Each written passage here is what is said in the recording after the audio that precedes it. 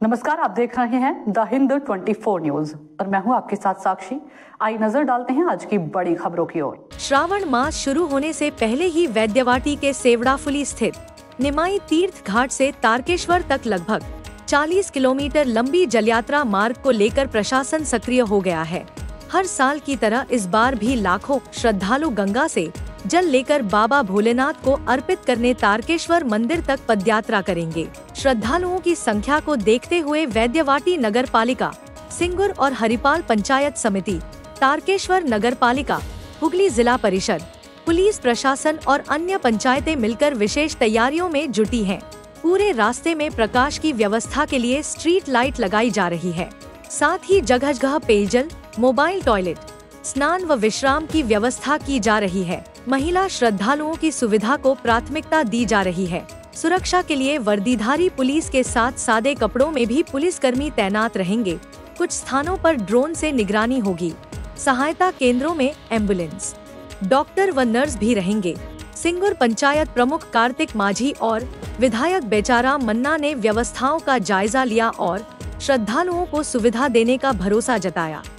আজকে শ্রাবণী মেলা নিয়ে দেখুন, আজকে শ্রাবণী মেলা নিয়ে আজকে প্রাথমিক একটা সমস্ত এলাইট দপ্তরকে নিয়ে আমরা আজকে বসেছিলাম। ডিএম, সভাধিপতি, বিধায়ক, এডিএম, এসডিও এবং সিপি, এসপি সকলেই এখানে ছিলেন এবং আগামী গত দিনের মেলার যে অভিজ্ঞতা, সেই অভিজ্ঞতাকে সামনে রেখে কি কি করা দরকার সেই নিয়ে আজকে পর্যালোচনা হলো এবং আমাদের লক্ষ্যমাত্রা যে এখানে যেন কুম্ভ মেলার মতো ঘটনা না ঘটে, একটা মানুষও যেন প্রাণ যেন না যায়, সেজন্য আমরা আগে থেকে অ্যালার্ট। সেজন্য আমরা আগে থেকেই মিটিংটা ডাকলাম।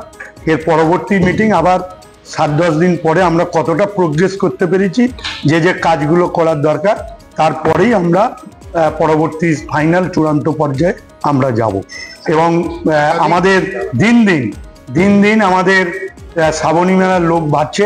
গত বছর প্রায় 24 লক্ষ মানুষ এসেছিলেন, এবারে আমরা আশা করছি এটা 30 লাখ ছাপিয়ে যাবে।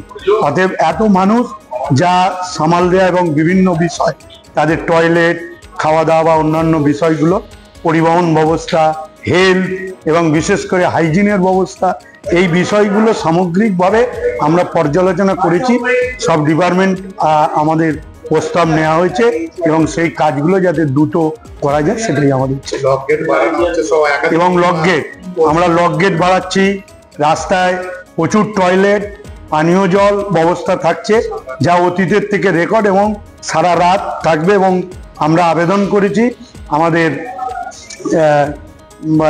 तारकेश्वर मंदिर पक्ष। देखते रहिए द हिंद 24 न्यूज।